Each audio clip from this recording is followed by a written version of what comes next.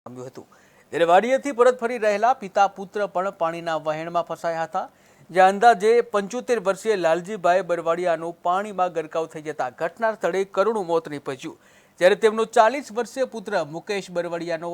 આબાદ બચાવ થયો છે જ્યાં બળદગાડું પણ પૂરના પ્રવાહમાં ગાયબ થઈ ગયું છે। ઘટના પછી ગ્રામજનોને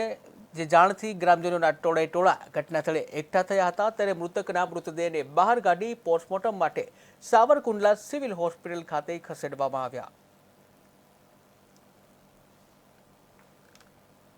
દાદા વાડીએથી આવતા હતા પાણી ડેમમાં અચાનક વધી જતા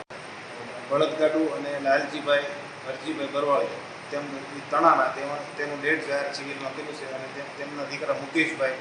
એ સહી સલામત બહાર નીકળી ગયા છે। દાદા વાડીએથી આવતા હતા પાણી ડેમમાં અચાનક વધી જતા બળદગાડું અને લાલજીભાઈ હરજીભાઈ બરવાડિયા તણાના તેનું ડેડ જાહેર સિવિલમાં કર્યું છે અને તેમના દીકરા મુકેશભાઈ